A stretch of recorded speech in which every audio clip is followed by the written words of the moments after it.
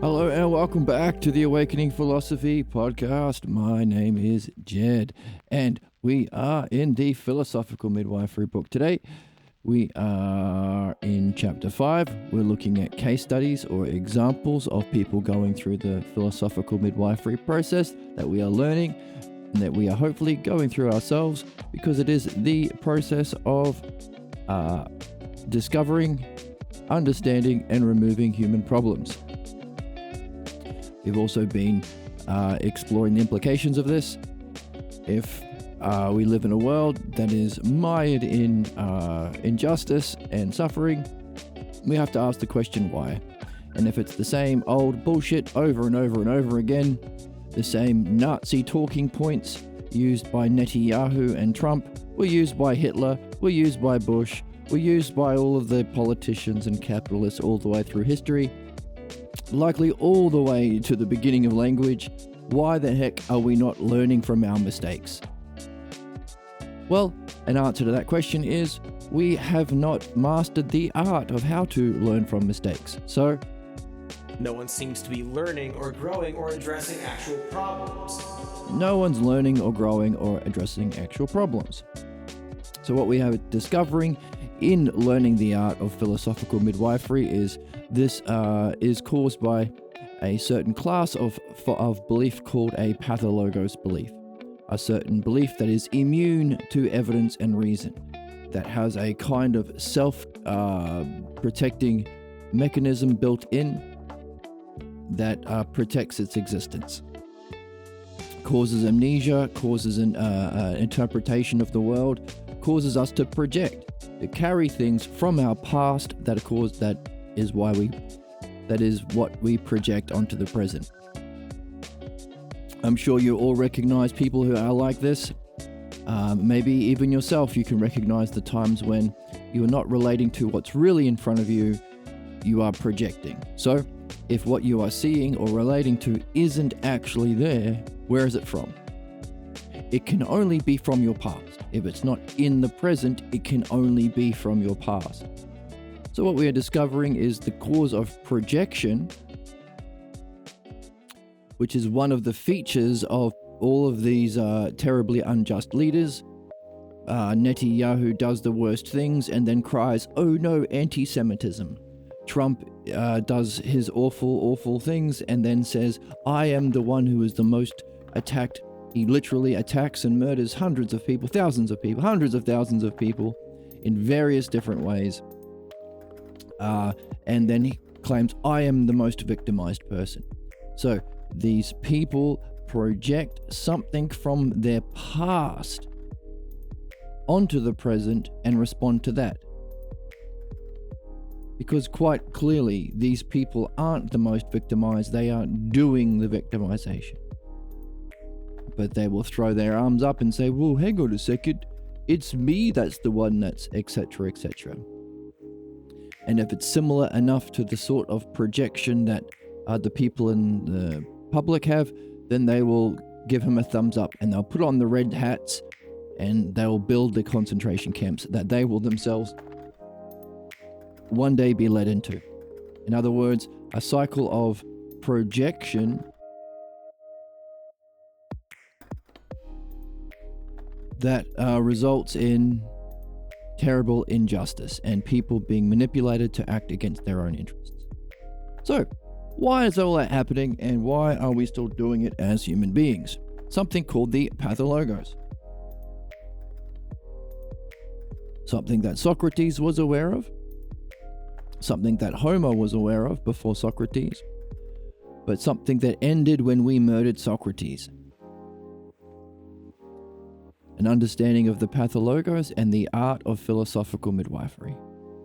Fortunately, it has been rediscovered, and we are going through the process of relearning, or for ourselves, learning it for the first time, but in terms of history, relearning the art of how to understand and remove human problems. As Socrates says in the Alcibiades, he calls it philosophical midwifery because it's a kind of giving birth to what you're carrying. We're carrying that false teaching about ourselves and reality from the past That's why we project it. Where else could it be from? Not in the present. We anticipate the future based on what we're carrying from the past. And also Socrates points out in a couple of different texts, most notably the Republic, that you are only able to completely do this if you're also applying the dialectic that he's been teaching us to our dreams. So while we're learning the art of philosophical midwifery, the most efficient way of populating that art with the clues and details we need to discover our own pathologos is dream analysis. But we have been doing dream analysis on this channel, and what we have noticed is while dreams can point to our issues and give us clues to our issues, we still have to transition then into midwifery. So philosophical midwifery accompanies dream analysis.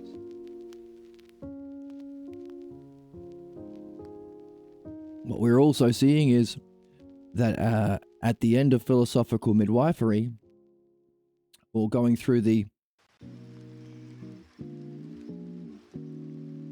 process of philosophical midwifery, we're discovering that everything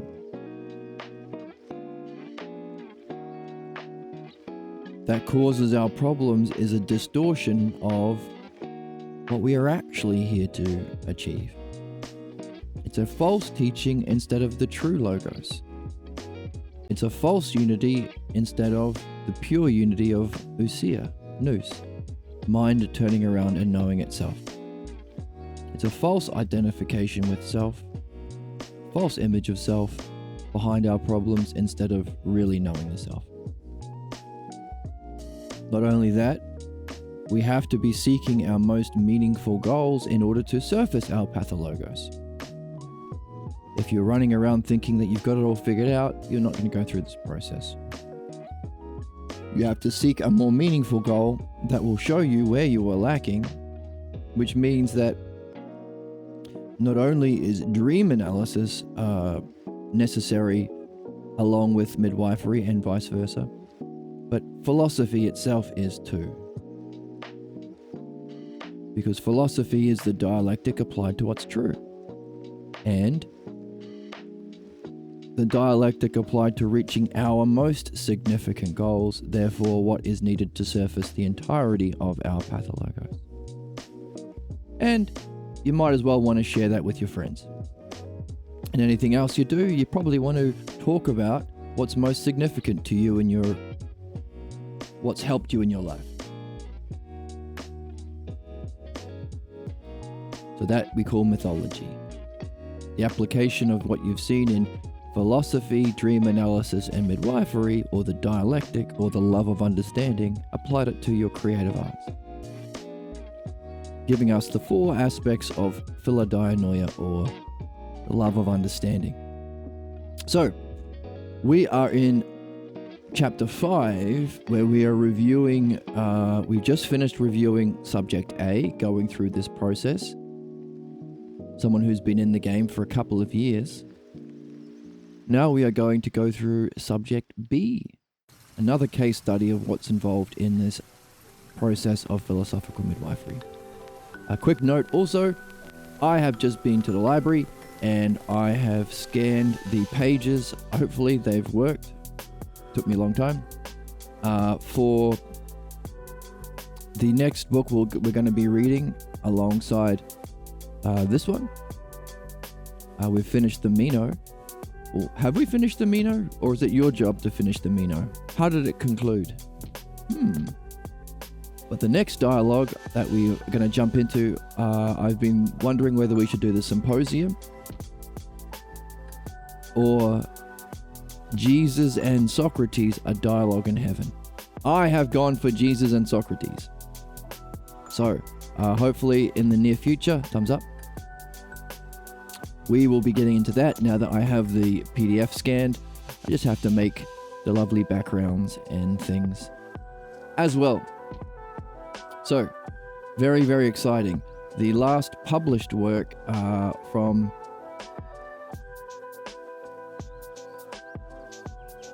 the author of this book, Dr. Pierre Grimes, before he passed away.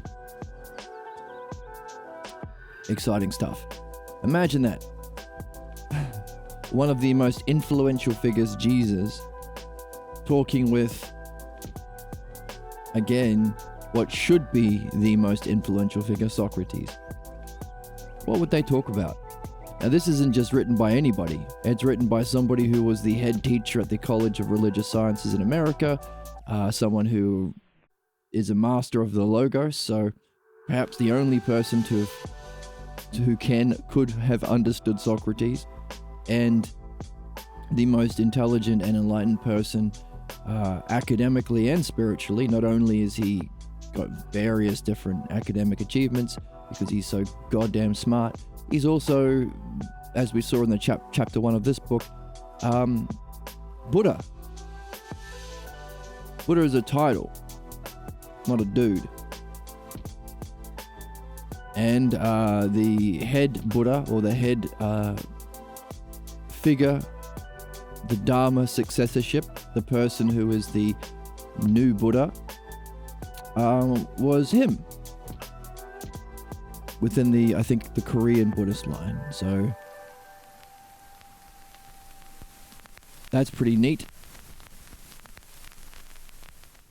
What would be the implications of that? The first white guy to be given the title of Dharma successor within the Buddhist line.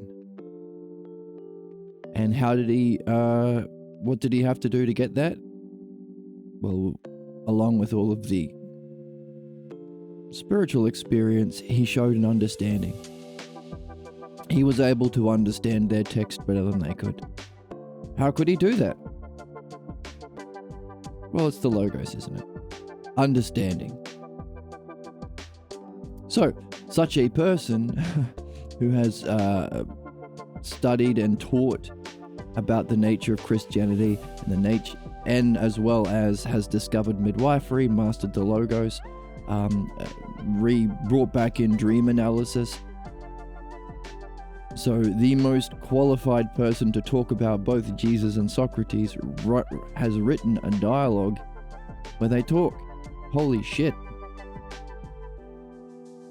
Isn't that amazing? What do you think, Owen?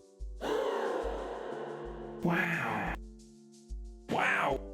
What? Wow. Wow. Wow, I agree.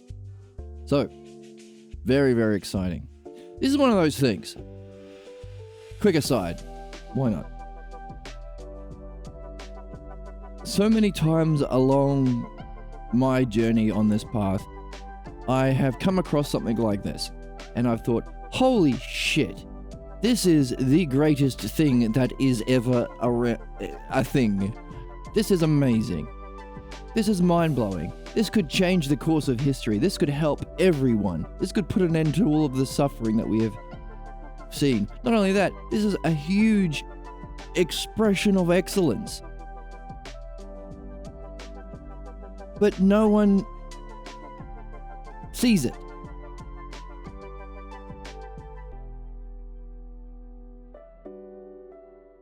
Can you think of the significance of the smartest and wisest human being in modernity, who is every possible qualification you can think of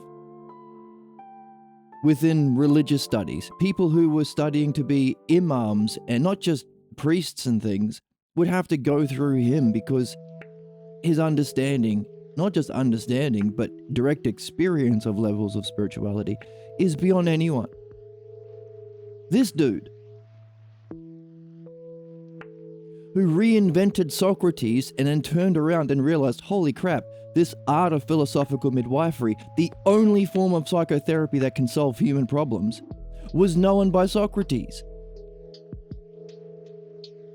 And then discovering it in Homer. This person, a goddamn war hero in World War II. His unit turned I think 3 or 4 major battles that helped us, that was significant in helping us stop Hitler. This person, Michael Jordan of humanity, And he's not just in the All-Star game, he is the All-Star game. He's written a book about these two figures, the person who can probably the only person who can understand these people to the level that he has understood them. I mean, hopefully all of us, because this channel is going to go so well and everyone's going to get into it and we're all going to share our findings and we're all going to evolve. But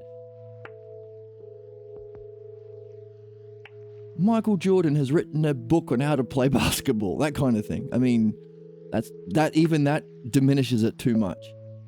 So it's so many times along the path, like discovering he was best friends with Alan Watts and he was good friends with Terence McKenna and he had conversations with Albert Ellis. That if you do psychotherapy at college, you do Albert Ellis's stuff. This kind of thing.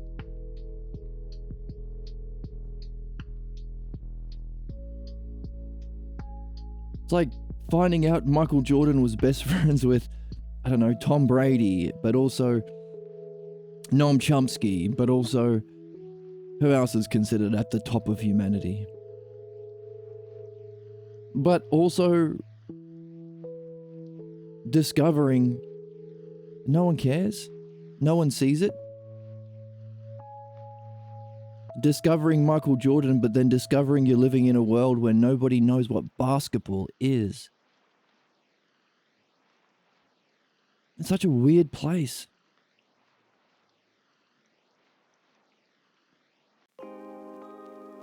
So when I talk about how exciting it is to read this dialogue, Jesus and Socrates, a dialogue in heaven,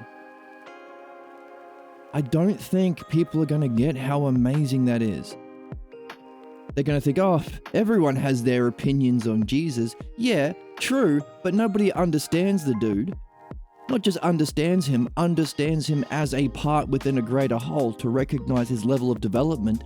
And not only that, wrote the book on midwifery, so recognizes his problem that probably caused his death. Not only that, can understand the level of understanding and spiritual evolution of everyone else around him, all of the people who wrote books about him. Because Paul isn't the same as Mark, and Mark isn't the same as John. These are all human beings with human levels of development in understanding and state of mind, as well as pathologos problems. That's what it means to be human. He can see it. He just sees it because he wrote the book, which is where we are going by reading the book, of course. And equally so for Socrates. But understands them to a point that if he could imagine what would happen if these two souls, because if it's just one self, if this is the game to know the self and it's just one self, if that's the first hypothesis of Parmenides, if what we are discovering in this process of removing our problems and gaining excellence in philosophy is that everything is self, everything is from self, unfolding in self, from self, returning to self. If that's the whole thing, which is what they say over and over, then all of these Socrates and Jesus and Paul and John and Plato, all these people, these characters that have most influenced our whole species, the way we live every moment of our world, if then they, from somebody who's reached that, could just be seen as different aspects of self. In the same way a mathematician goes, oh yeah, I know what happens if you add 2 and 3. They're totally different numbers. And 2 can do lots of things. It can, I don't know, be even. It can double things if you times things by 2. And 3 has different qualities. It can triple things and I don't know. If you add 3 to something, you go from even to odd. But a mathematician goes, oh yeah, I just see it, and I know what happens if you put 2 and 3 together, you get 5. That's so obvious to me. And no one will say, well, everyone has their opinion on 2 and 3. No one says that. And you can't possibly imagine what happens if you add 2 and 3. It's all speculation. And the priest that lives on my block, he says that that 2 is the devil and 3 is Jesus and 4 is Buddha and who, no one says that about math.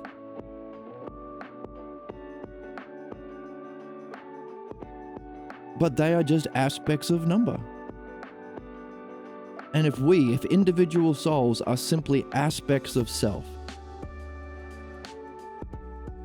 or aspects of mind in the process of returning to self, so that if you recognize mind, if you recognize what level of logos and knowledge, logos and ousia, along with the shadow of that, pathologos and false belief, everyone is, then yeah, you could just see it that way. And you would know what happens if you add 2 and 3 together. It'd be obvious to you. That's what we have with this book.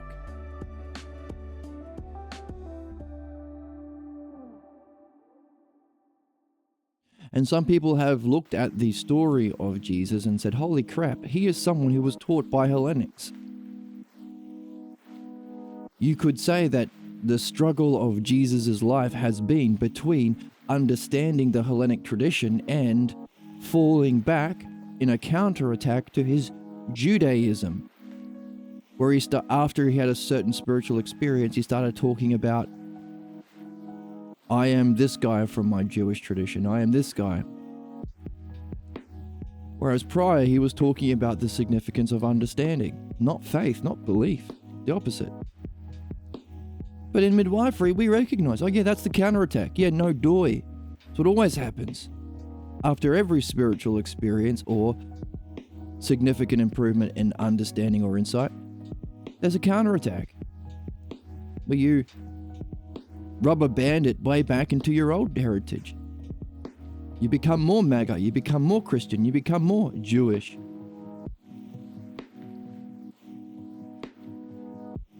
Unless, of course, you have a recognition of the pathologos and you go, oh yeah, that's just normal.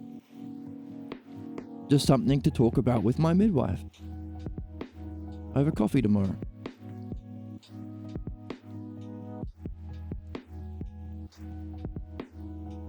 Meaning, if this Jesus fellow was so influential even thousands of years later, and this Socrates guy knew everything that we are learning here that is needed to become evolved, become mature, become rational, then we have the personification of the very thing we are discovering on this channel. Evolution, learning, spirituality, and our reaching of our purpose is nothing other than the transition from the cognitive function of belief-based thinking to understanding-based thinking.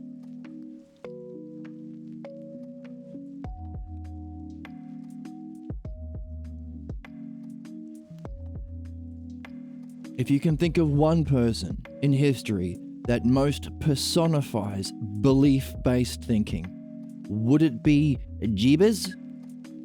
If you could think of one person that most personifies the logos, the dialectic, dianoia, understanding-based thinking, would it be Socrates?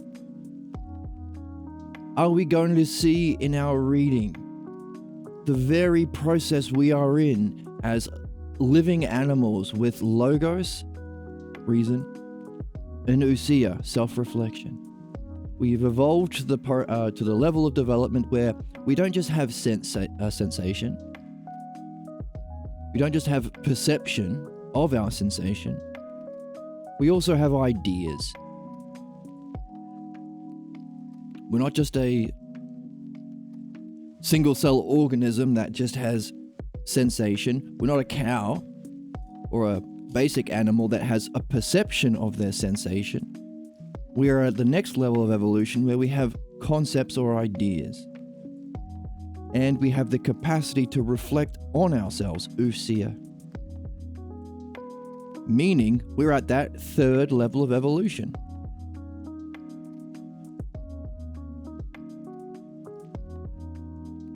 And we're on the cusp of the next, the fourth. For whatever reason, you, me, everyone on your block, everyone down at the pub, everyone at the grocery store, has somehow, for some reason, decided in some way to evolve at this point, the third to the fourth level. Third or fourth dimension, you could say. The movement from belief-based use of language and reflection to understanding. And we're seeing in midwifery that has the capacity to not only remove your problems, which are caused by beliefs, but transition you into something that's supra-personal, beyond the individual soul. Because understanding isn't personal. Beliefs are. You have your beliefs, your parents have their beliefs, you're kind of similar to theirs. The guy at the end of the street has his. The crazy whack job screaming about Jesus at the corner. Now, I'm in Australia, I don't know. Usually the people standing at the crazy people, inverted commas, or most devoted to their beliefs, people screaming nonsense on the corner are justifying their wisdom and being smarter than everyone by using the word Jesus every sentence. But I don't know, your culture, it might be Muhammad or Allah or Joseph Smith, depending on your culture.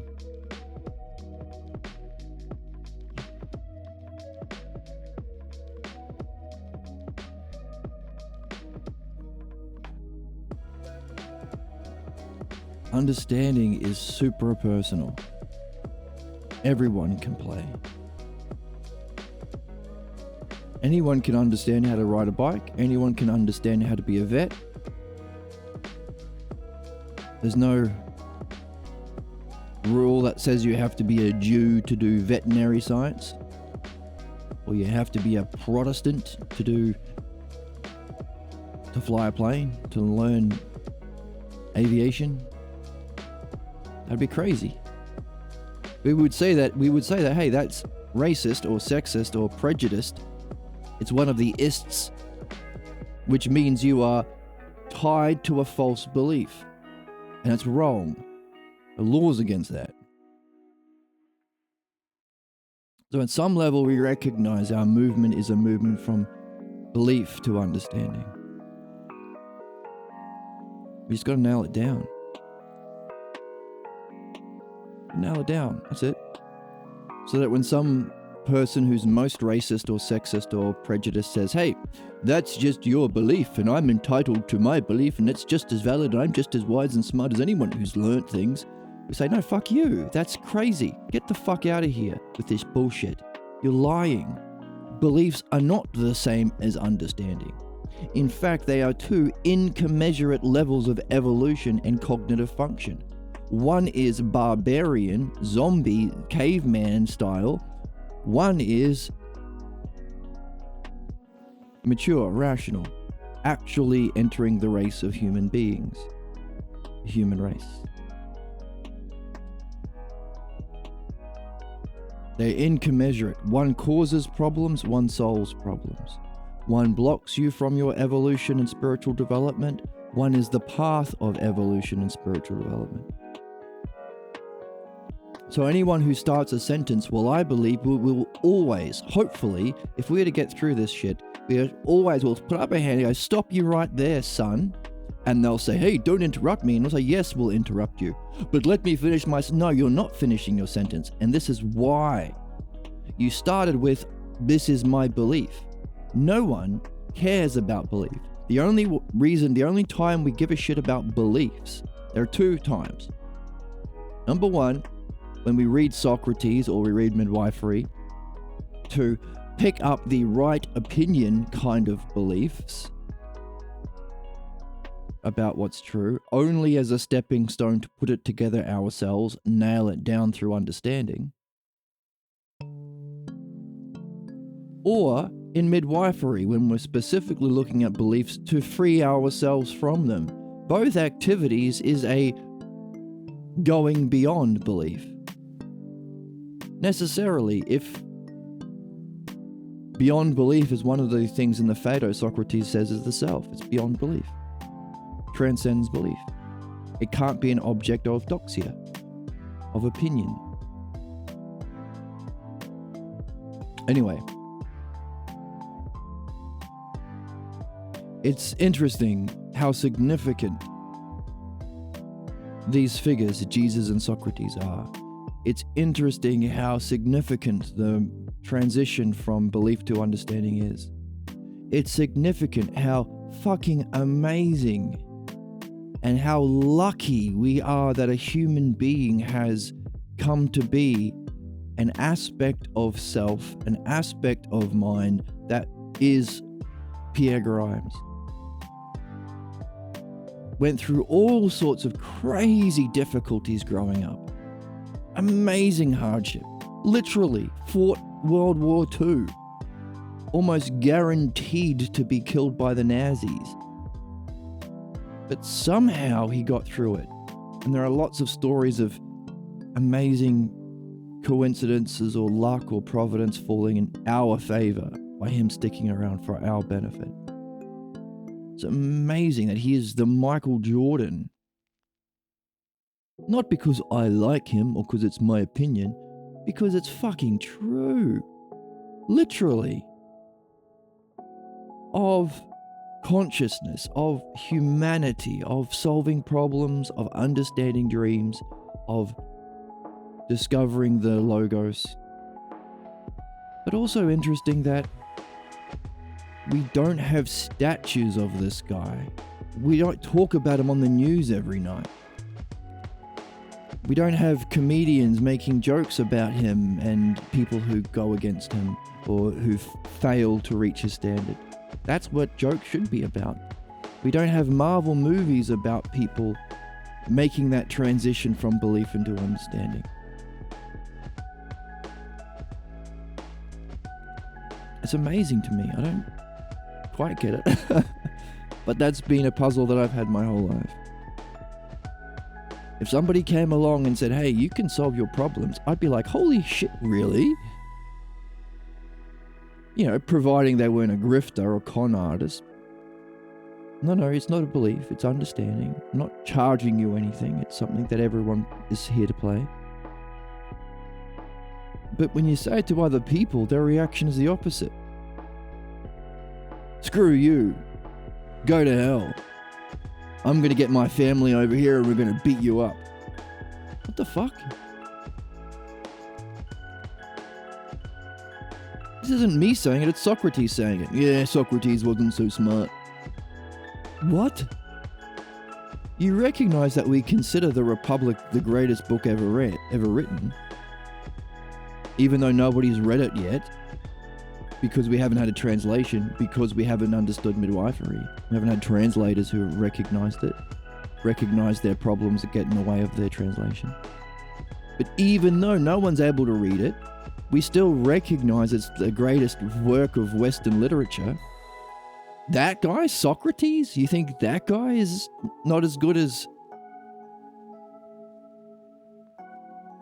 Hey, welcome. Your favorite podcaster, or well, myself excluded.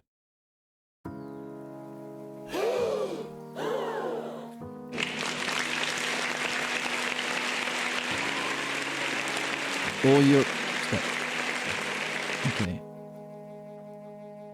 Or your favorite, I don't know, modern philosopher? Socrates. Big dog. Father of Western thought. Everything since Socrates is but a footnote to Socrates. That guy is saying you can solve your problems. And you have to. That's what you're here for. Shout out Socrates.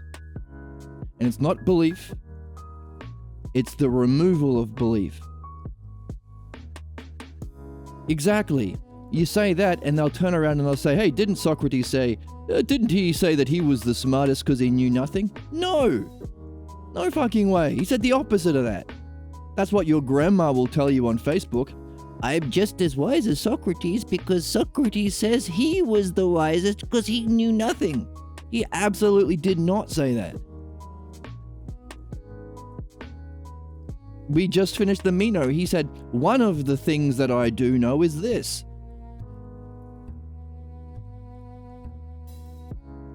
In Symposium, the Republic, this is something that I can say that I know. That quote that has been terribly mistranslated to shit on Socrates, to shit on our own ability to know, hey, you can't know anything, just believe this guy in the funny hat, or this fascist, or this Netanyahu, or this Trump. Bullshit. Of course you can know. That's the whole thing. That's what philosophy is. The path of purifying or removing your false beliefs to free you up to learning, understanding, dianoia, which culminates in an experience of knowing. Knowing is wisdom, along with the understanding. It's what philosophy is. Anyone who says you can't know doesn't even know what philosophy means. That quote is him saying, I'm smarter than these jabronis around me, these politicians and judges and military generals who think they know shit because they don't know what knowledge is. So they think they know things that can't be an object of knowledge. So I'm automatically smarter than them because I don't mistake something that's unknowable for something that's knowable. I know what is unknowable is the quote. Not, I know nothing. That's ridiculous. That's against everything. Of course we know things. But the word knowing in philosophy, nous, is the functioning of that capacity of cognition, not belief, not even understanding. It's the capacity to turn around and know itself completely at all points. That's the experience of pure ousia or nous. And we were reading the Meno and we recognize everything we do has to be coordinated with nous. Not just coordinated with nous. There's another level beyond it, phronesis, which is the big question of the Meno. Because education, that's why we say this is the model of education. You have to free yourself from the beliefs that limit you, such as the belief you can't know anything. How can you seek knowledge if you don't think? One of the things he said in the Meno is, we've got a quote. And bring it up on screen.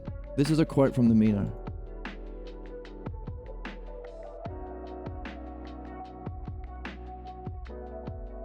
We'll bring it up real quick.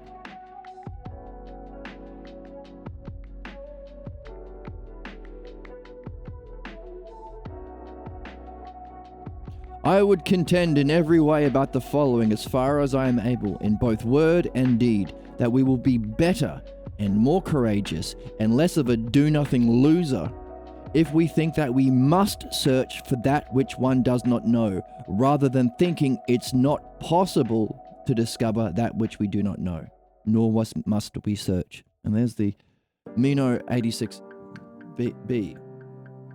Him saying, don't ever give up on knowing. Always seek knowing. In fact, that's education.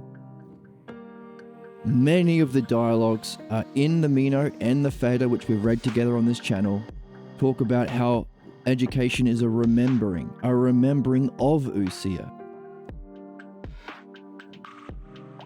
That is the knowable experience. In the Meno, he's asking, hey, can you teach virtue? And they concluded, well, true teaching is a guiding through midwifery, removing your false beliefs through the dialectic, including that you can't know or you shouldn't search, and then learning dianoia, understanding, applying it to the realm of being, the brilliant light of pure being, or nous, or ousia. Not the world of becoming that we see with our senses, but the cause of it, being. And that is verified in the direct experience of knowledge itself. And then, of course, you want to understand what you experienced, go into it in greater depth, and so on, until you realize actually even that must have a cause beyond it. That's the transition from philosophy to philophrenesis.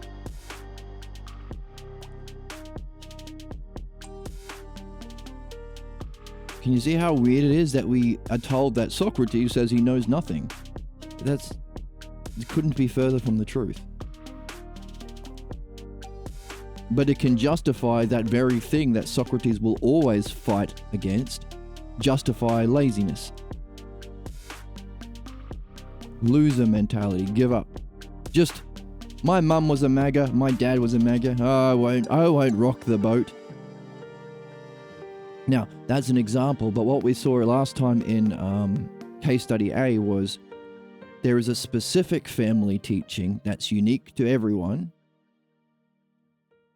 but it can be summarized as basically an attack on understanding, an attack on knowing, attack on the mind.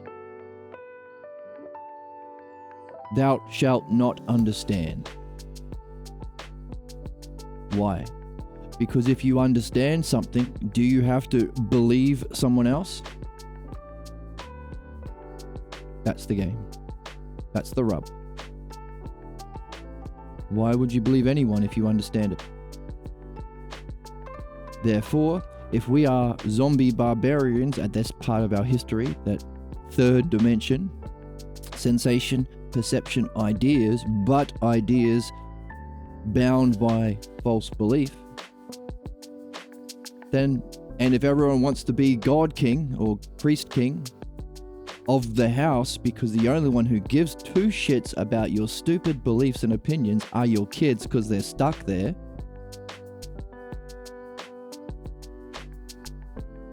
then of course you want your kids to not understand, because then how will they be dependent on you? How will you get to role play being the zombie king yourself? That's the pathologos. The pathologos keeps us bound to the desire of being zombie king, zombie priest king.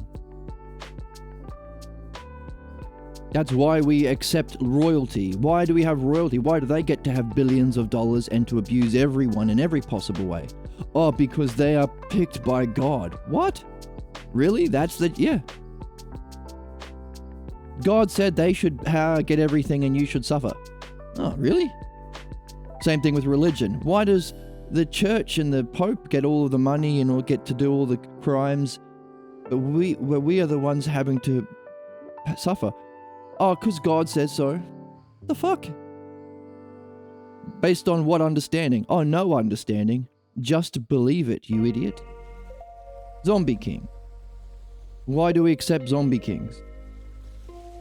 People bound by false belief and not going through the learning process, the evolving process, the spiritual process of moving from belief to understanding. Because we're zombies ourselves. Because we haven't questioned our first zombie teachers. We are still holding on to the fundamental pathologos belief, thou shalt not understand. Arrested development. Stay stuck as a caveman zombie. So what? Also, then Socrates came along and said, oh, here's the process of getting out of it. And we killed him. And then, in around 1920, there was a dude born about the same level, maybe even beyond, who was able to rediscover the logos, rediscover pathologos and midwifery, rediscover dream analysis, and then read some books and goes, holy shit, this is what Socrates was saying. This is what Homer was saying the whole time. Oh, what do you know? And no one's been able to understand it because nobody's removed their problem, so all the translations have been garbage. In fact, most of the translations of Socrates have him saying the actual fucking opposite to everything he was actually saying. I know nothing. What? Crazy. There's a realm of forms. What? No, it's aspects of beholding, or eidos.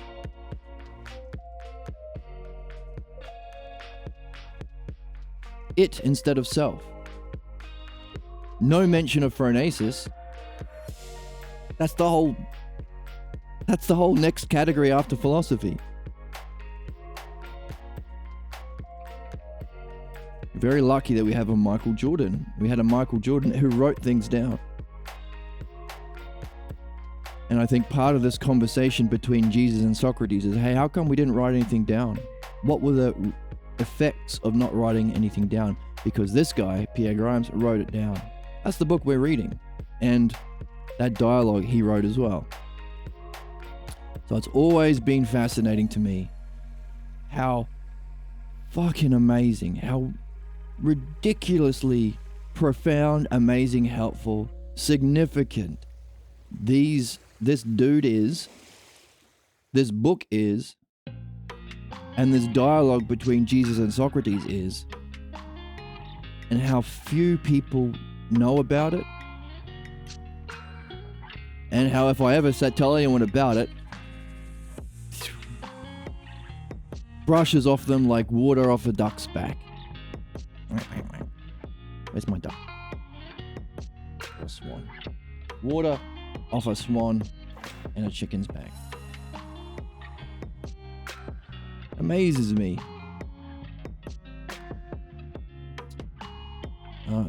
I'm still, everyone, almost to a person. One or two people here or there are a bit different, but hey, you know that you can know the meaning of life? Fuck you, they say. Oh, really? Oh. You know that you can solve your problems? Fuck you, they say. What? You know that you can understand the nature of all, you don't have to pick a spiritual team, you can just understand what spirituality is and go through it yourself without having to believe anyone? Go to hell, they say. What? Literally, it's what you need to overcome your blocks and suffering and reach your happiest, most blissful, highest functioning state. And you don't have to believe anyone. You have to buy a red hat, or wear a cross around your neck, or drop bombs on Palestinian children. You have to do any of that. Just engage truthfully with language, with integrity and courage and open-mindedness, which is fun anyway. And read these books that are awesome to read anyway.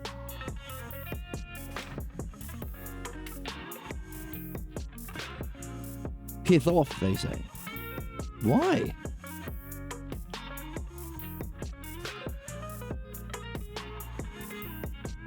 The Pathologos is why. It wouldn't be much of a zombie virus if it didn't protect itself. It wouldn't be much of a block if it didn't block people from hearing you saying that. It would be a pretty crummy block. There's a reason why we say it's the strongest force in the universe, even stronger than enlightenment. People who've had enlightenment experiences and experienced nous, the most profound experience they can have and will ever have, no. Pathologos will take back over, give them a couple of days, and they're back to identifying with something false and fighting against understanding. Isn't that fascinating? I think it's fascinating. Wow. Owen feels it's fascinating. Wow. The Oracle feels like it's sad, and I'm sad for you. It's sad, and I'm sad for you. And I agree. And Emma will say, freaks. They are freaks. So, fellow freaks, let's jump on in and be excited about the upcoming series that we're going to be doing on this channel, Jesus and Socrates, a dialogue in heaven. Let's see what they have to say about this strange situation we're in as a species. And also as individuals trying to share our love of understanding, philodainoia, with other human animals running around the place like we are.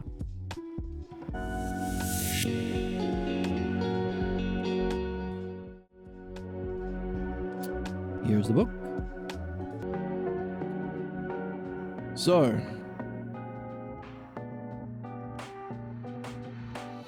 let's just do this. Okay. So we went through subject A and we did a review to nail down, that's been a theme. What is the difference between right opinion and understanding? And even true knowledge, says Meno to Socrates, that we read together. Being able to nail it down. We nailed down our reading. And we did it by going through the dialectic. We got a definition from our reading. We got a demonstration in subject A. We had to do the division, pull out the key themes, and then somehow synthesize it together. We did that by applying the dialectic to it, which is also reading, the way that we've been learning to read in philosophy and dream analysis too. Nailing down what's written in the book, the right opinions, through the dialectic or understanding. Fun. Where's the joy? Where's the whimsy? Where's the childlike wonder, dude?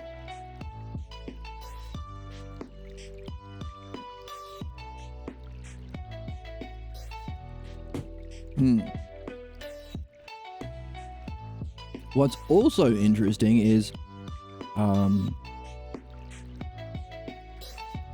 the pregnant party goes through the dialectic kind of backwards. We are following the dialectical structure going forwards. Give a definition of your problem. Let's look at a demonstration of it. Let's divide it up into your past, present, and future. And then let's encourage you to come to a synthesis or conclusion and better understand yourself. But they are going backwards. These questions are designed to surface the material, the manyness, the divisions.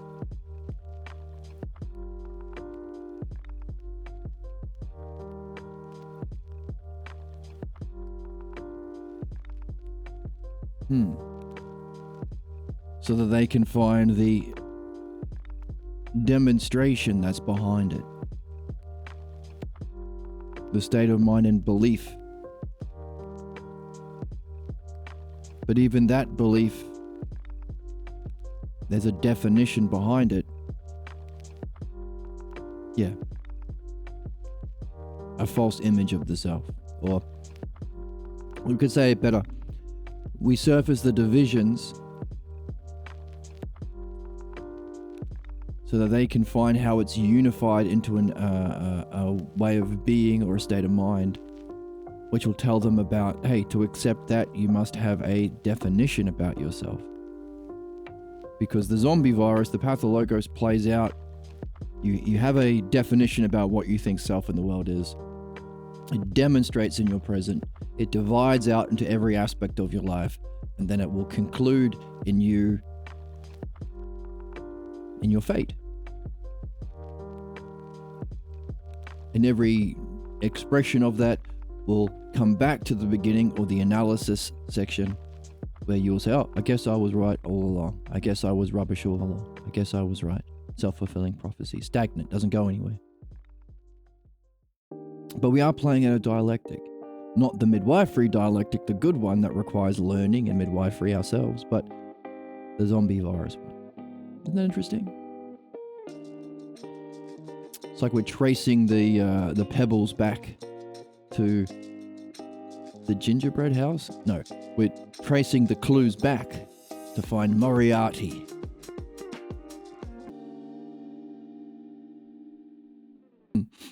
Let's read. Background of subject B. At the time of this dialogue, subject B was a married 35-year-old college graduate pursuing his goal to be a writer.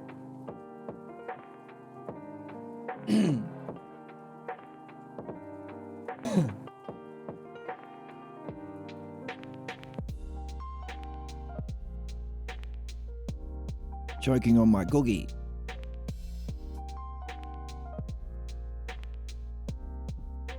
He had been exploring his blocks to his goals for 2 years with no prior experience of any other psychotherapeutic modalities. His father was a medical technician and an inventor. His mother was a housewife, and his 3 sisters were housewives. Summary of each 5-minute interval for subject B. How many do we have? 1, 2, 3, 4, 5, 6, 7, 8, 9, 10. I have to count them because they're in numerological order. 17. How many 5-minute intervals do we have last time? 16. What's 16 times 5? 50, 80. 80 minutes. And this is 17. So about an hour and 20 minutes. So about an hour and a half these sessions seem to be going for. That's interesting. My streams are usually around 3 hours long. So you are getting twice as wise as these jabronis. I'm so happy for you.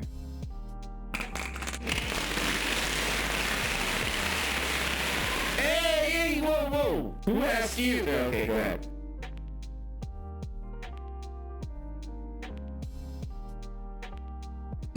Okay. So, no prior experience of psychotherapeutic modalities. And 35, graduator, wants to be a writer. Dad was a medical technician, and the females in his family were houseweavers. Summary of each 5-minute interval. 1. Where's my highlighter?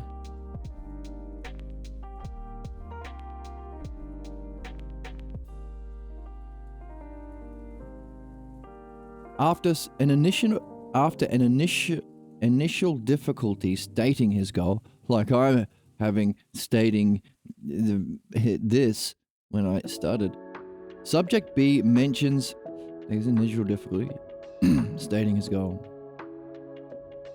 Mentions he has some financial problems facing him, and then states, I want to write literature and I want to write stories. So we have his goal. Let's make green for the midwife and blue and purple and red.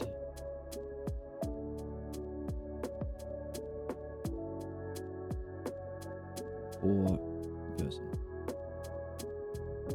I want to write literature. I want to write stories.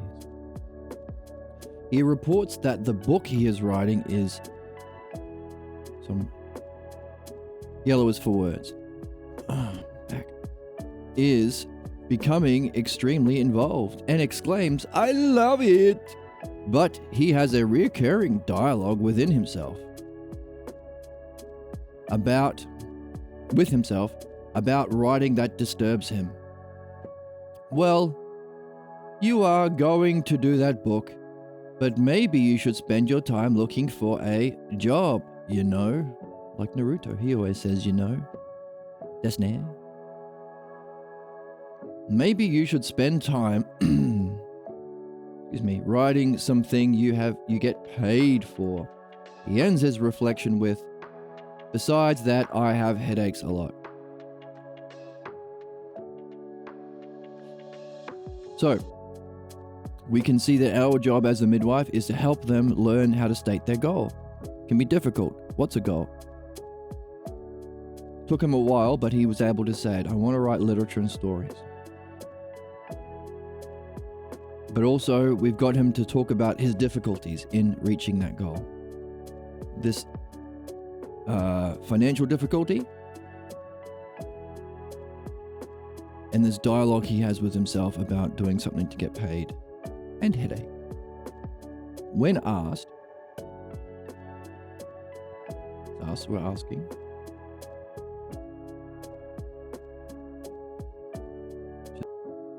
When asked when he has these headaches, so we ask him when he has the headaches. He discusses a fantasy he had about coming to the talk, where he pictured himself walking out without talking. So he's in a fantasy.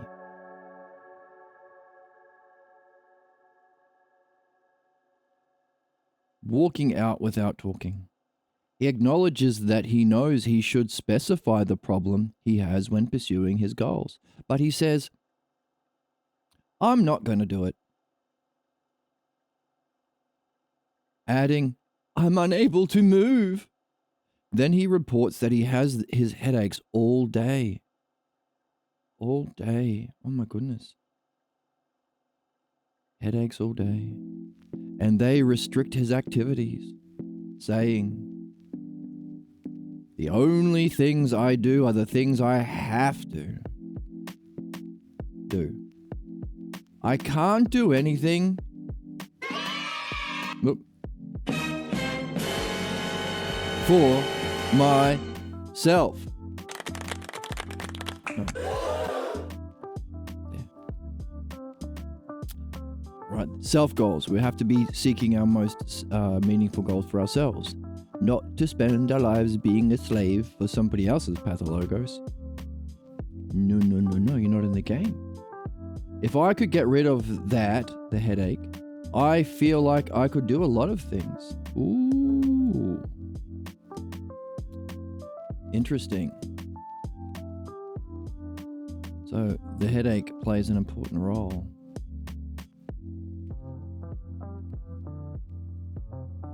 There's other green over.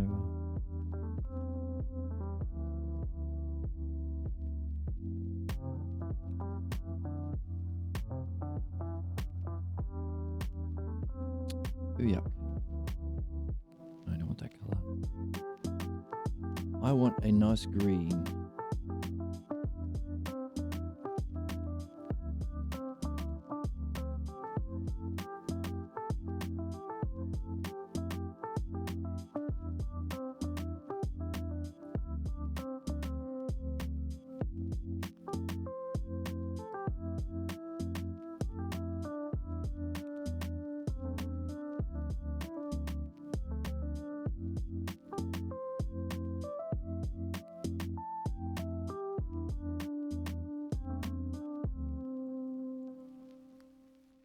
And this green isn't different enough.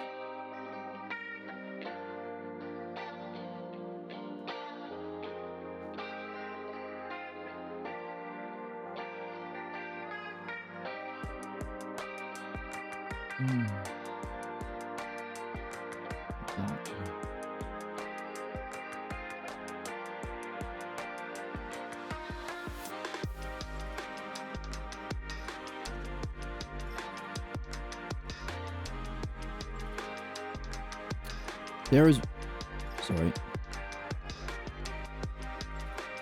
He reports further.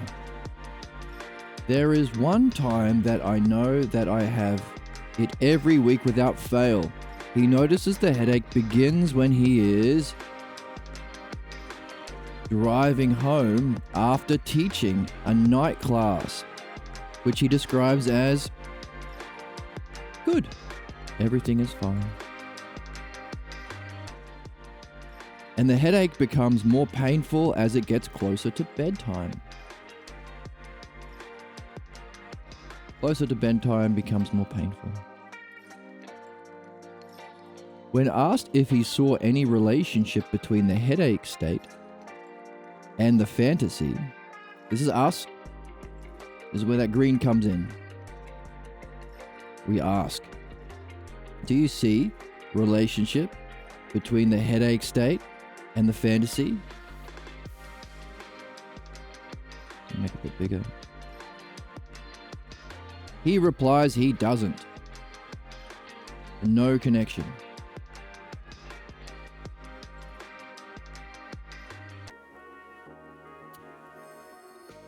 Reminded that he just said he can do the things he have to, so what do? We also remind. This is the significance also of having a notebook or a whiteboard. or a highlighter, we also remind that he just said he can do the things he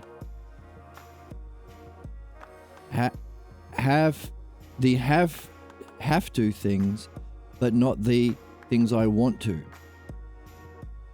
When he was then asked how similar, so we look for similarities, that was to the state of the fantasy,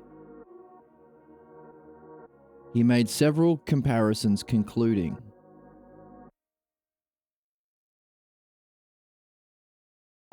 okay, so what are we doing? We're not telling them, we're asking them questions to connect things they're having a difficulty connecting, because that difficulty connecting things is what keeps the pathologos in the dark and keeps it functioning the way it does. So what are we connecting? Just the things that he's already surfaced with his own logos.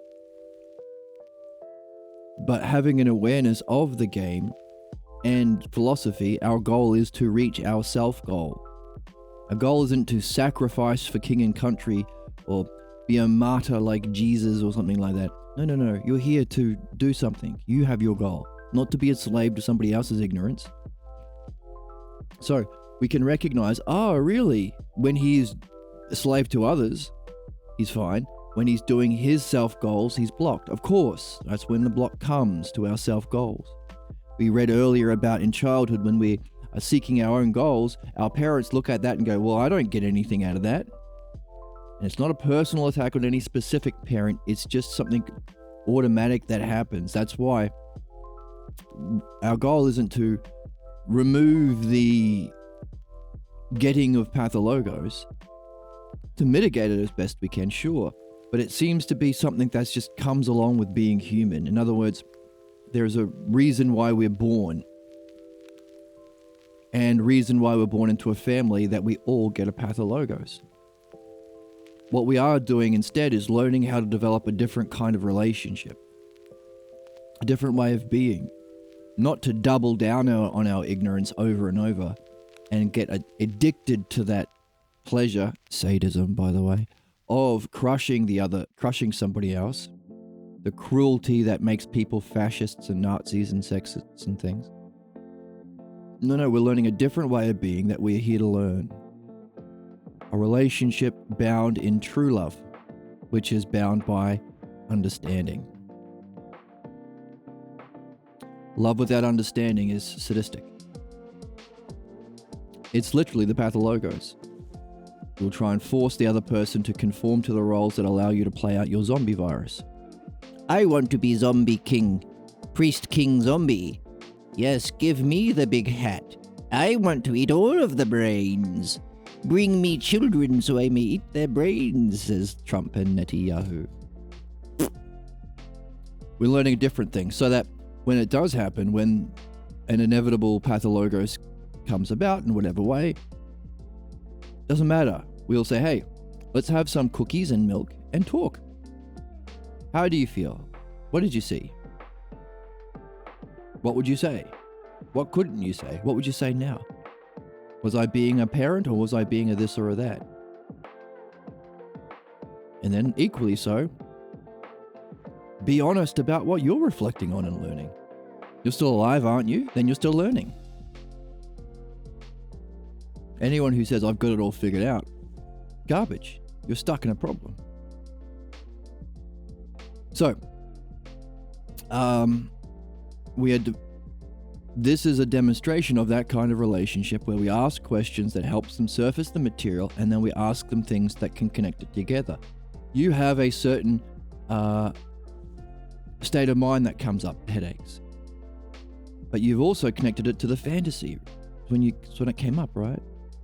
By the way, can you see how the functioning of the fantasy is connected to the state of mind, is also connected to a lesson or a logos? Things I have to do versus things I want to do. Connecting the manyness. He made several comparisons in concluding, so we also want him to conclude. Have tos keep me where I'm at. But the want tos? He added, if I could do that, it would be fantastic.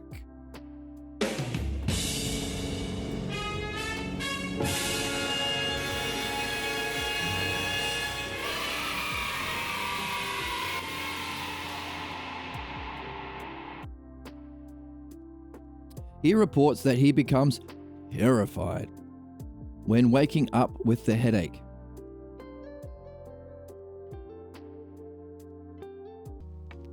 He reports that he became terrified when waking up with the headache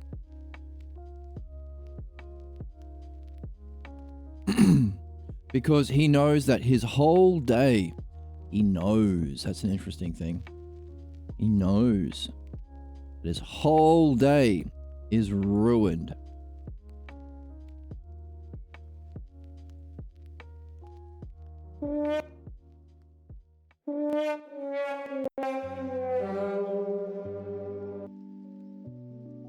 Even though the headaches may last all day, it does not interfere with the have-tos.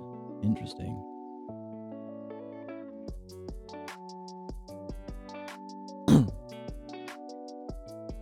But he knows that it will prevent him from concentrating on the want-tos.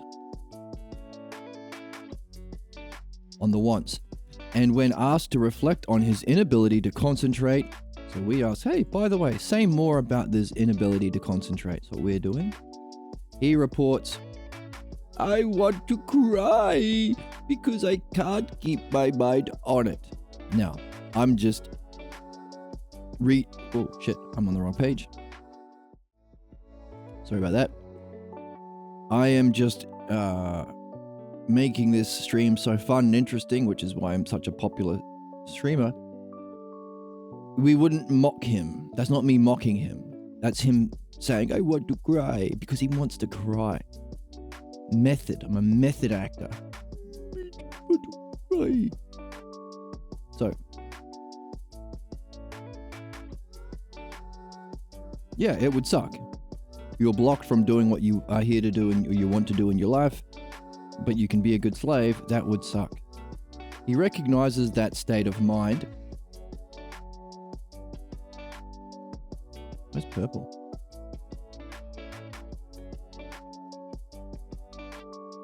Recognizes that state of mind as one familiar to him since childhood. Hooray! When directed to reflect, that is us, what are we doing? We are directing him to reflect on a time when it was particularly intense. That intense word really stands out, doesn't it?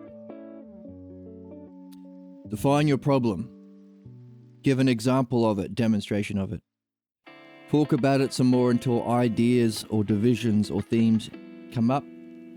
Can you unify it together into a certain state of mind?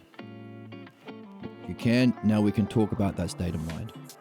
That state of mind is our new definition. When was a intense demonstration of it? So we're already at A, B, C, D, D, E. We're at E. Intensity. Intensity.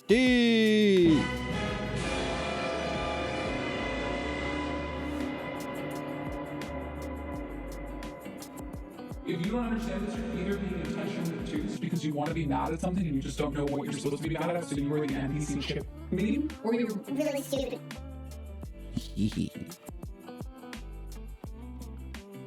He recalls an episode with his father. All right, we have an episode. We have an intense scene. With his father. That he reviewed on a previous talk. Okay, another important point for us.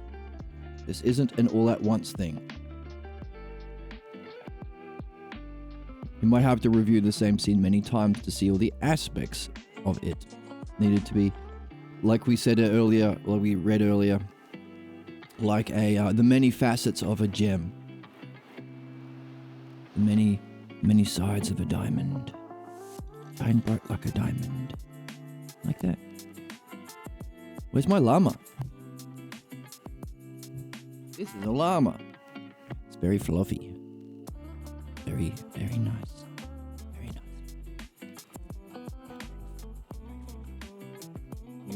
living on my microphone stand. Moral support. He recalls that his father bought him a lawnmower. Did he really? His father bought him a lawnmower. Make that red. It was a weird brand. Weird is weird. I'm just bored of talking about a bunch of slop. Okay, that's close. Weird, and it broke down soon after it was purchased. B went on to describe how he took it apart. Right, this is what he's doing. He took it apart. He saw how it worked. He identified the broken part. Then his papa comes in. Then papa located a part shop some 50 miles away where they could get the needed part. Hey, just like me, I'm going on a big journey to get a part for my music. I was telling people about that in the break. They journeyed together. They journeyed there together. They got the part. And when he returned home, B put it together exquisitely. Hooray! Now that's his own words, so it's in quotes. We really look for the words. We want to use the words that they give us. I mean, that's the game. That's the thing.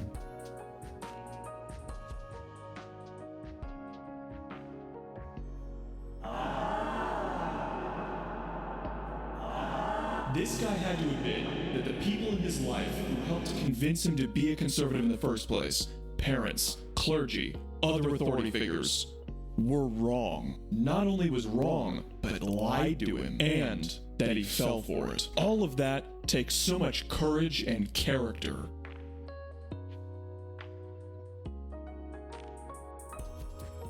Subject B put it together exquisitely, painted every part and reflected it was a beautiful thing. He recalls that the lawnmower ran perfectly until the governor kicked out and it blew up. Ugh. Governors, am I right, folks? His father said simply, uh-oh. You don't know how to work on the small things.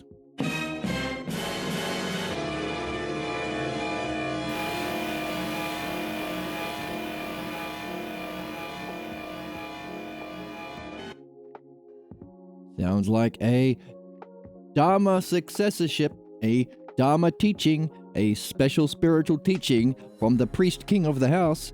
Ooh.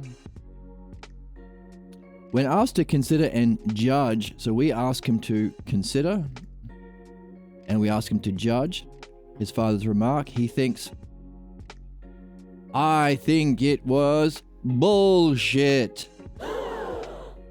What a swear word. But then, I think I believed him.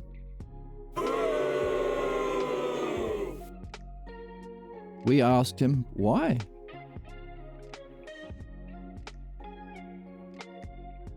Why? Isn't it true? He was asked. And then he was asked to explore what test should be applied to determine whether he knows how to work on the small things or not.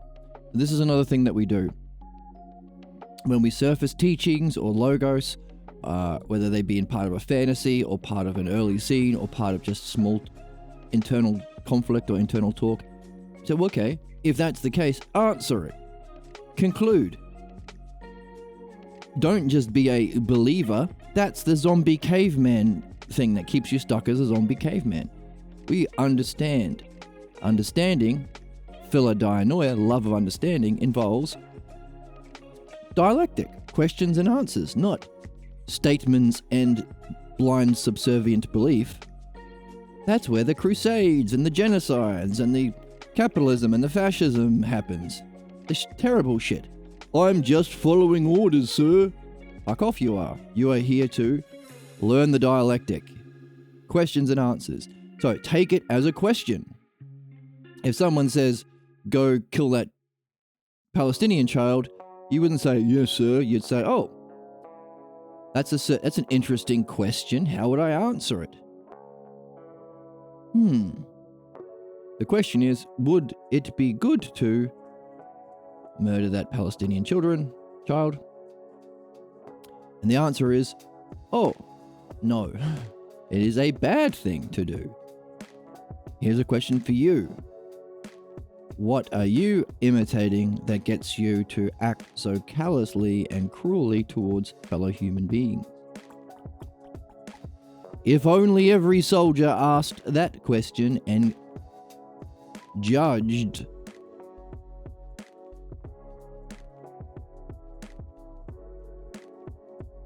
and explored what test could be applied to test the validity of such questions, then maybe we would be murdering less Palestinian children, or starving them through capitalism, or sending them to war for profits of capitalists, and so on, until we learn this game.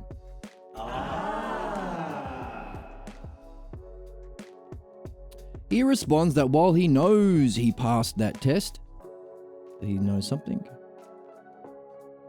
it was tough to believe it in his words. Interesting, believe. He says he knew it was poorly designed. It was a poorly designed lawnmower, but never believed it. What would be the implications if he could judge something like that?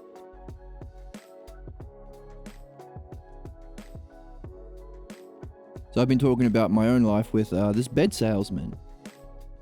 It was tough to believe that this con artist was so obviously a grotesquely lying, grifting person. How could he have a business?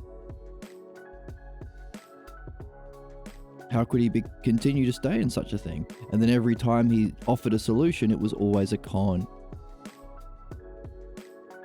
I, in some sense, knew it, but I could not believe it, because if I was to judge that, I'd also have to judge my father, who was also a grifter, and his father, and so on. That's the game. Again, not personal. We all have a grifter. We all have been conned. We need to find the specific way in which we've been conned, and again, it's to do with parental figures. Everyone has this. But also, we will find people manifesting or being drawn to us somehow, as though we have antennas or like a magnet drawing them in that reflect these characters. Of course we do. Because the ones that we can see clearly, oh yeah, you're clearly a crazy person, or you're clearly a Nazi, you're clearly a grifter. That kind of grifter over there, ooh. I knew that something was there, but it was tough to believe it because of why. That's what we're looking for. What would be the implications of him believing that he could judge this lawnmower as being poorly built? Smarter than the lawnmower maker? Didn't his dad come with him? Smarter than his dad? Oh, the greatest taboo, to go beyond our king priests. And that doesn't just play out within the house. The addiction to playing zombie priest king isn't just played out against our children who are stuck with us. Pick any spiritual tradition. Who is the king priest? Buddha in Buddhism? Can you go beyond Buddha? Nope. Jeebus.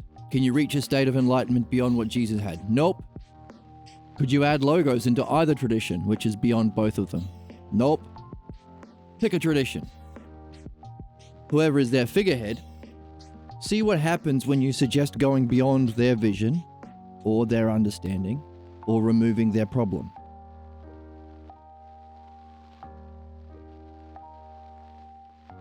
A rational tradition would be celebrating such a thing.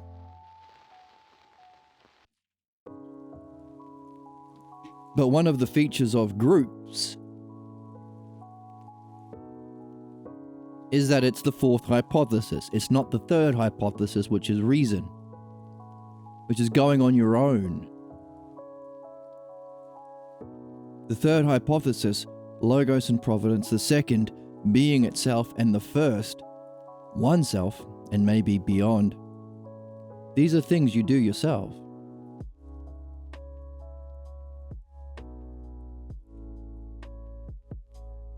If you're in a group, any group, family here, religion, spiritual group, meditation group, yoga group,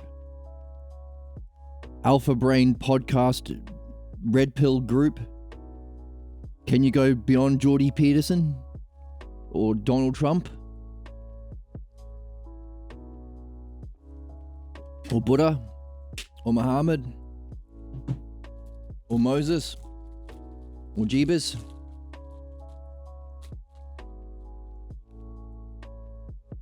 That's the group. That's the limitation of the fourth hypothesis, group-based thinking.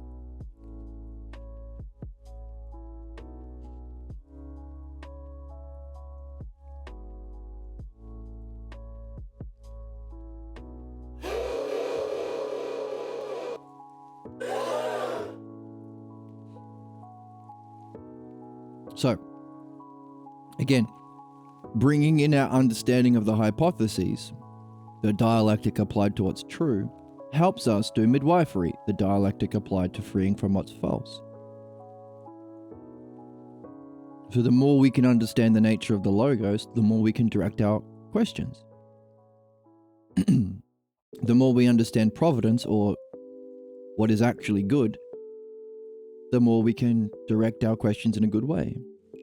The more we recognize the difference between the fourth hypothesis and the movement from belief or group, because belief is from someone else, belief or group-based thinking, fourth hypothesis, to individual excellence or logos, third hypothesis, the more we can recognize the nature of a problem.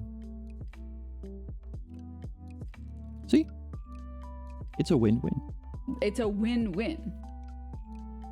It's a win, a win, a win, a win, a win, a win, a win, a win, a win, a win, a win. It's a win-win-win-win.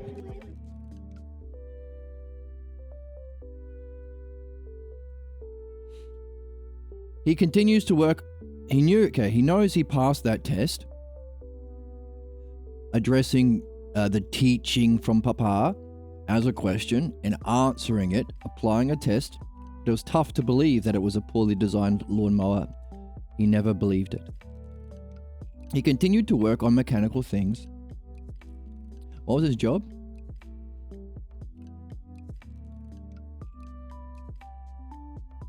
I didn't say. Continues to work on mechanical things and says he feels extremely accomplished when I can do something that is mechanical. It's a feeling.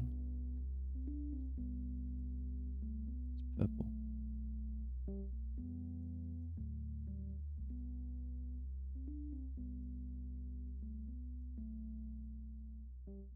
Feels extremely accomplished when I can do something that is mechanical and precise. Ooh. When asked, that's us, we ask. When asked how he understands what he is doing, he says, trying to prove him wrong.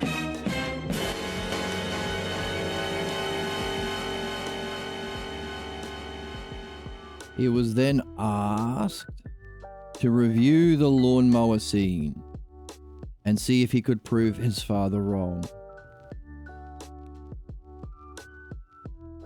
So we've got to A, B, C, D, the real problem, state of mind. State of mind, D is the new definition. Demonstration in a tense scene, got it. Now we are D, H, I. A, B, C, D, E, F. So D is the state of mind. E is the intense scene from the past. F, we are breaking it down into divisions. Let's bring up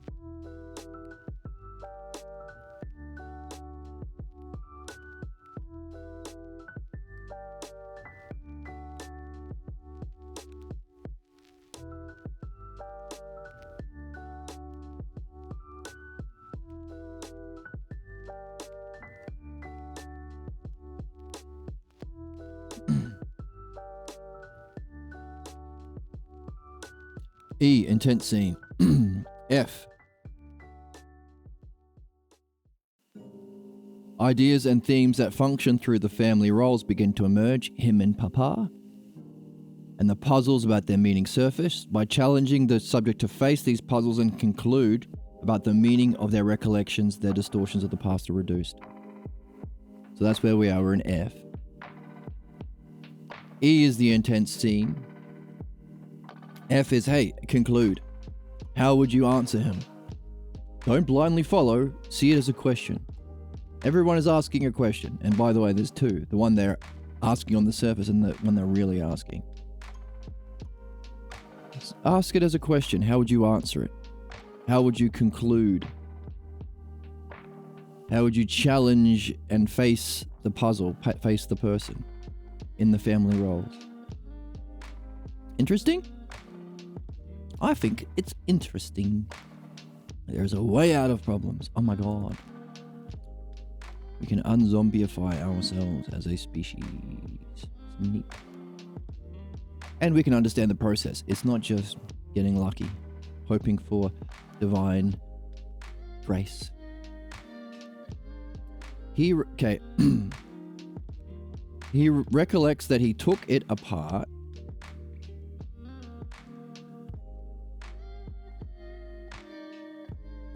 saw what was wrong,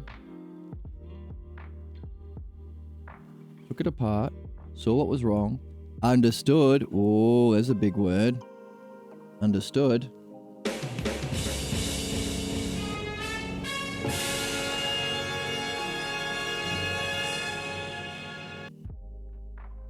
understood how the damaged part functioned, explained it to Papa, and that after they drove 50 miles on his information to get new parts, the shop owner brought the part to him to verify, not his father.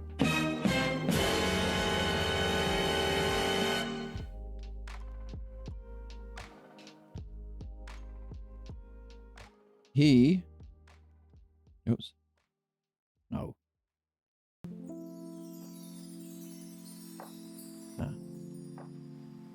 What's going on? Oh, goodness.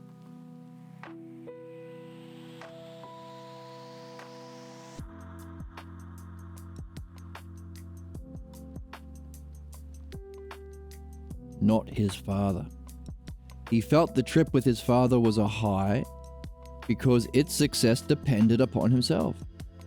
Then, having repaired the machine, it appeared better than it was before, since, as he said, he painted every part exquisitely.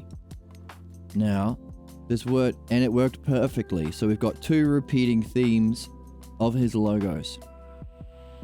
He feels extremely, exquisite. We heard that before as well. This is part of solving the puzzle. And 5 here. Subject B put it together exquisitely. It was a beautiful thing.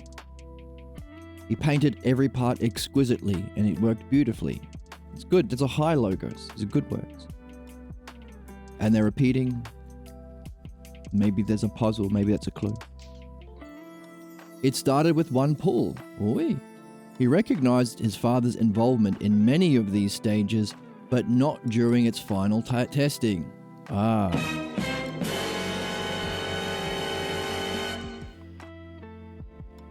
Father's involvement, not during the final testing. He concludes, his father was wrong. Hooray.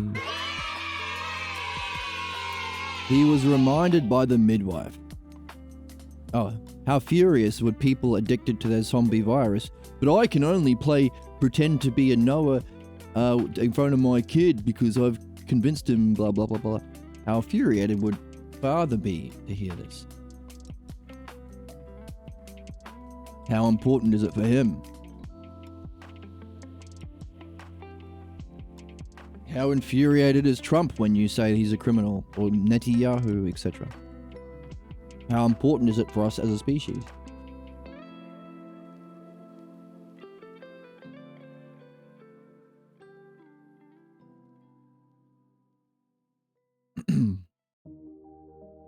He was reminded by the midwife, that's us.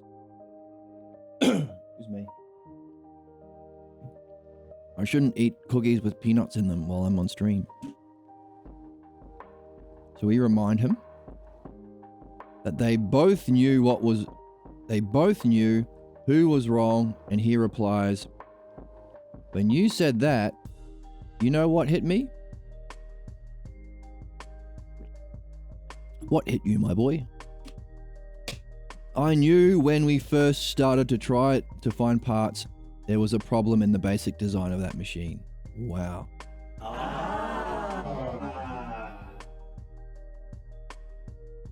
Then he adds that they both knew it was poorly designed lawnmower, a weird one. That's weird.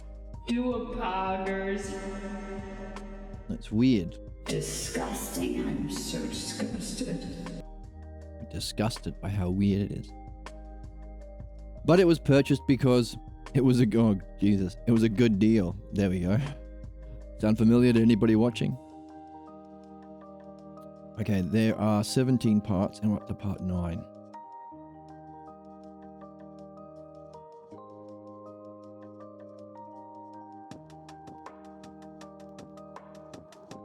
It was pointed out that no praise was mentioned. Okay, let's stop there.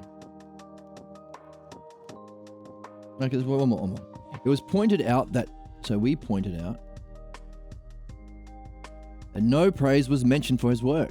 Reflecting on their relationship, again, the division between the family, the key significant people and their family roles. That's A, B, C, D. D is the real problem, the state of mind. E is the intense scene. A, B, C, D, E. F? Is it F? I feel like we said it was something else before. Yeah, F. The division stage, DEF. The division stage within the second category of development through midwifery. Reflecting on their relationship, he observes that his father, not yellow, that's words. Father,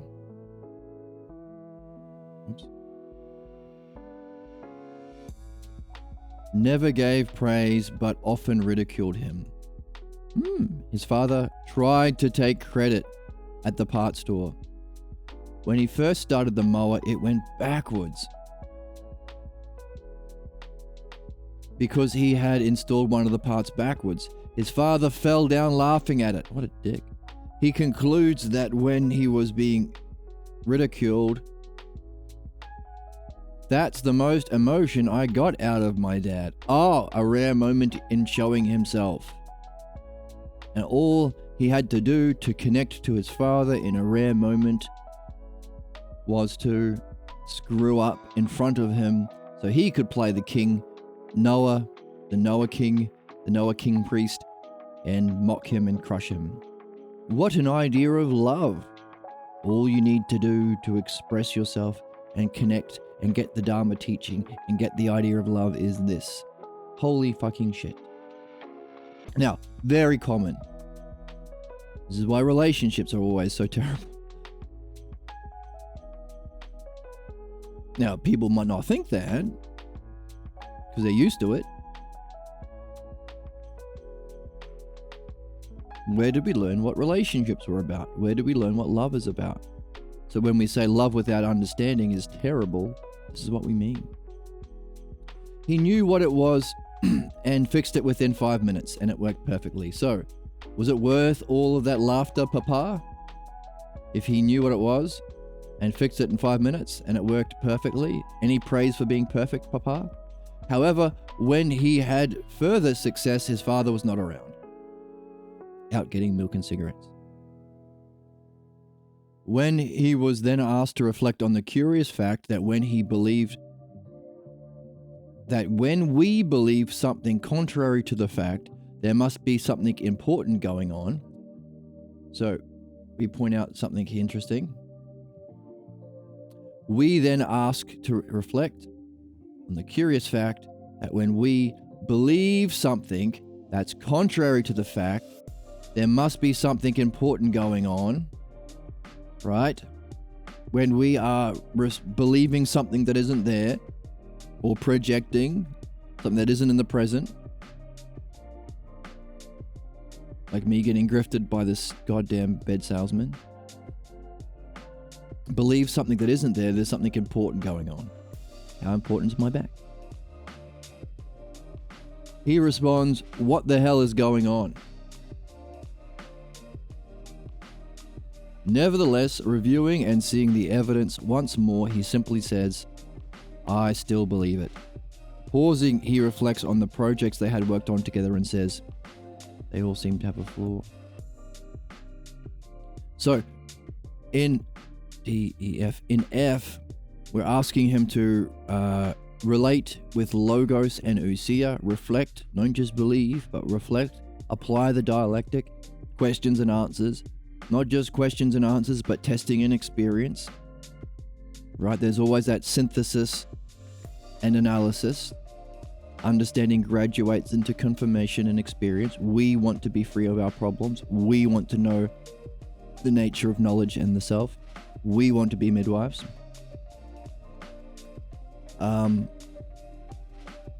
But here we have an environment, the ideal preconditions for that reflection. Back then, dangerous. Back then, scary. Back then, unusual. Back then, you got this guy running around mocking his son and stuff.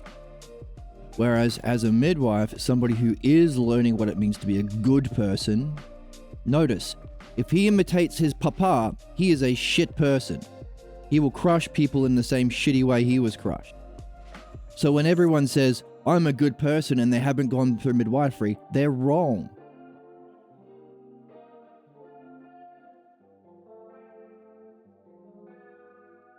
It might take a really meaningful moment for this to come out. Or when someone says, I know what's right or wrong because I learned it from my dad. Wrong. Or it's just common sense. Bullshit. What does it mean to be good? Well, are we creating the preconditions? And also, in doing so, the preconditions for reflection? Or we're not crushing anyone, are we? We're helping them see how they were doing something well. Building them up. Not even building them up, helping them to see what's true. We're not giving any advice, as morons like to do. Sorry. There are some contexts where, whatever. But generally speaking, let me give you some advice. Let me tell you to shut up. If you want to reflect and understand or help me to do the same, I'm all for it. We're not doing that. We're creating the ideal conditions for self-reflection. We are giving them the impetus or the kind of cause by asking the right questions, which involves us having a skill. That's why we keep reflecting on the map. Having a desire to do good. We are good people for wanting to do this. It's not easy. Well, it's fun, but it's challenging. We're using our highest vision that we gain through philosophy, and we're also doing philosophy and dream analysis to add more understanding and skill and vision and knowledge to benefit the subject. That's what it means to be good. So in this environment that we are reviewing, the midwife is creating the ideal conditions for their reflection, for their growth, for their evolution, and for their spiritual development. Whereas in the garage, working on the lawnmower, not the ideal conditions, was it? Was he able to ask questions? Was Dad around to point out when he was doing well? Was he functioning honestly? No. But this kind of relationship is a new way of being that we can learn as human beings. This is the new model. After we point out the absurdities with being a MAGA or the idea that such a thing as right wing exists, and it's not, instead of telling the truth, it's just the pathologos party. And the left wing progression, this is it. This is what it means to progress. After mocking the absurdities that come with being attached to beliefs and tribalism, we need to present a new way of being that's actually good. Good how? Well, it has to benefit. You can't force benefit, so what can you do?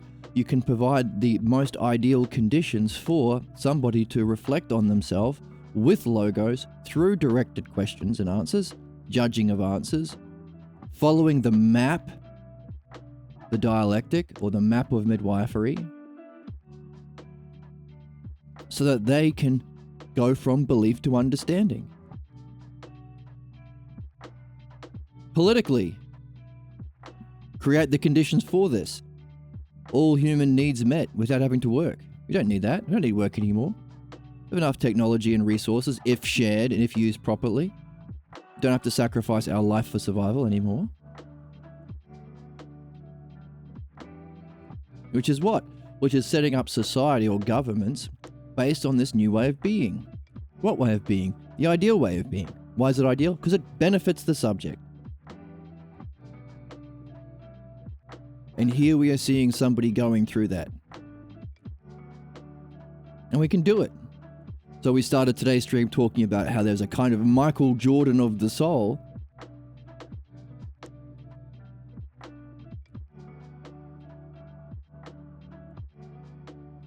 But no one seems to acknowledge it, or be aware of it, or even see it.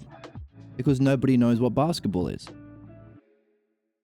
what we're learning. We're learning basketball. We're learning the greatest game, the noblest game. Philodianoia.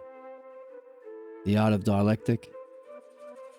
Through philosophy, midwifery, dream analysis, and sharing it through mythology. Why? Because it benefits. So all those debates or YouTube slop where people argue with 20 fascists versus one regular guy should all start the same way. When you talk about something, don't just point to things you like. I like crushing people like my daddy did. I like being king priest. I like seeing other people crushed, especially people who are different from my family. No. Straight away. That's not a definition. Don't just point to things. You could say, hey, ask me. What do I think about government or whatever? And if I say, I like Pokemon and I like hurting people different than my daddy and mummy, what would you say? You would say, that's not a principle, that's not a policy. You're just pointing to things you like. And we can understand the cause of why you like them, childhood, pathologos. But it's not a principle, it's not a definition. Why? 2 reasons. 1, it has to be universal. In other words, I get to hurt people, then they get to hurt you. Immediately it breaks down. So just by saying it has to be universal, immediately all the bullshit slop of fascism or capitalism, I get to be a billionaire. Well, then everyone gets to be a billionaire and you get to be poor. How about that? Oh no, I don't like that. Exactly, it's not a principle. It's caveman, barbarism, zombie brain. It's stupid. It will keep you stuck suffering, you'll pass it on, you'll eat the brains of other people if you have a chance, and it will end our whole fucking species. So number 1, it has to be a principle. You can't just point to things you like. That's being a baby, it's being a toddler. I like that, I like that. No. Principle, universal. Number 2, it has to be good. Principles benefit. The principles in being benefit because one of the aspects of being is it's universal, it's eternal being. But also, goodness itself is one of the eidos. You go further and say, well, that means it has to be just, it has to be beautiful, because these are also aspects of being. That's what we study in philosophy, so anyone who says Socrates says he didn't know anything is completely keeping us in ignorance. It's not true. It has to be universal and has to benefit. How does kicking someone who looks different from your mum and dad benefit them? Or it teaches them a lesson about whatever. Okay, if you were raising a horse, would you make a horse better by kicking it? No. If you were fixing a toaster, would you make a toaster better by kicking it? No. Doesn't work, does it? As a principle. Has to be a principle, meaning it has to be universal and it has to benefit. Can we say that this way of being that we are learning here, philosophical midwifery, is universal? Does every human being get a pathologos? And is it the cause of human suffering? Or the repeating cycles of problems? Yes. So it's universal. Does it benefit? Yes. It's the thing that benefits. That's why we call it the art. Not a art, one of many. It's the art. It's the paradigm of benefiting itself, of what it means to be most beneficial, most following the logos, reason and intelligibility, most applying the dialectic in the most significant way, most setting the ideal conditions for that self-reflection and learning themselves. The conditions for learning, the conditions for spiritual development, the conditions for evolution, and the conditions for people to reach their self-goal destiny, the highest purpose, true destiny. Not any horseshit. For everyone. Therefore, is this a principle, or rather the principle, that is most universal for human beings and most beneficial for all sentient species at this level of evolution? Abso-fucking-lutely. So all of these debate shows, you can put a pin in it. Why? As soon as they come up with their racist shit, is it a universal principle? No, racism doesn't work that way because you can't be racist back. I don't like it. Okay, think of a universal principle, number one. Okay, well, everyone gets to be free to hurt everyone else. Okay, does it benefit the freedom to hurt people? No. Those are the true things. Now, you can talk about your personal opinions about what's universal and beneficial. Fine. That might be entertaining content or slop or whatever. Fine, better than what we've got. Or you can just go, well, what is the universal principle? Let's just skip all the nonsense because you don't know what. Who cares what your opinion is? Who cares what your opinion is? Anything, we're not interested in opinions, we're interested in the truth. So what if that's the underlying thing? It has to be a universal principle, it has to benefit. Why don't ask, what is the universal principle, midwifery? What is what benefits, midwifery? Therefore, the question can be, or should be, always the same question. How do we best go about using the information, technology, and resources available without any hoarding or monopolizing or patenting or any of that shit, pretending that humans don't rely on other human beings to fucking live? I have a patent, I'm not sharing it because I want to get profits. You live in a world. You can't live if everyone's starving or we have World War III or nuclear Armageddon. That's not a universe. The fact that you get to have all the information isn't universal and doesn't benefit. So gone. Therefore, all of these debates should only be about one thing. How do we use the technology, understanding, and resources to most effectively create the preconditions needed for what is universal and beneficial, philosophical midwifery? In other words, how do we most sustainably, efficiently, renewably meet all basic human needs with zero work if possible, or 1 or 2 hours if that's needed, so that we can have the conditions for midwifery? And you'll say, hang on a second, won't we need doctors? Yes, people who want to be doctors will then be free to be it. Not because they have to, because they're getting paid, because they want to. Because they're contributing to life, because they're developing mastery, because philosophy, dream analysis, midwifery, and mythology, creation, discovering, this guy loves to build things. Not because he has to, because of fucking fear of starvation or capitalism. Or some fascist is saying, you gotta build all those bombs or else. We don't have to play that game anymore.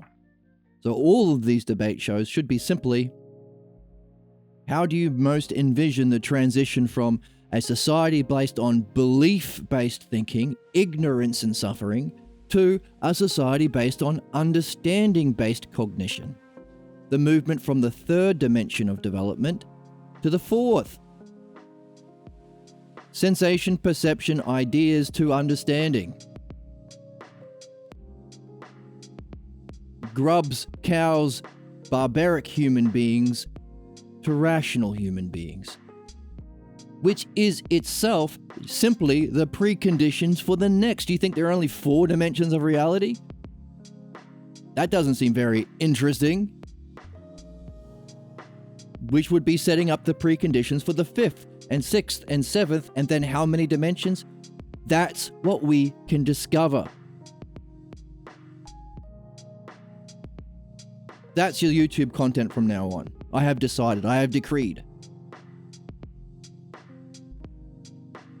How can we, not you versus me, how can we together create the most ideal transition from belief-based thinking to this understanding-based thinking, or rather create the conditions within society for all living beings to engage in philosophical midwifery, that which is universal and beneficial, by sustainably, renewably, efficiently using all resources, technology to meet all human needs without any work. To create the conditions for our learning development, our spiritual development, our evolution, and our reaching of our highest purpose. Which itself would simply be creating the conditions for the next level of development. And so on. Imagine where we can go. That's the game. That's what we're learning here. Those are the implications or the conclusions that we are encouraging you to make as you go through this. Not just conclusions that we are seeing him made about what would happen if he challenged his father's belief, but your conclusions. What can you see in your own block from belief to understanding? What conclusions would that make about you challenging your family? What conclusions can you make about the art of midwifery itself? What conclusions will you therefore make about what's universal and beneficial, and therefore should be every YouTube conversation or every parliamentary conversation or every news fucking report about what is creating the conditions for that which is most beneficial and universal? And then pushing the implications of that. The mysterious 5th stage. Where could that go ultimately? On that note, thank you for joining me. I hope you had fun. I hope you've got a lot of things to wonder about. Thank you to Stuffy for joining me today. She says thank you and she waves. And feel free to like and subscribe on YouTube. You can join on Twitch and you can ask questions in the chat. If you join the Discord, you'll get a notification when we go live. And you can also donate to the channel. There's a donation link there. Thank you for the couple of people who've donated already. And I will see you in the next one. What? Go.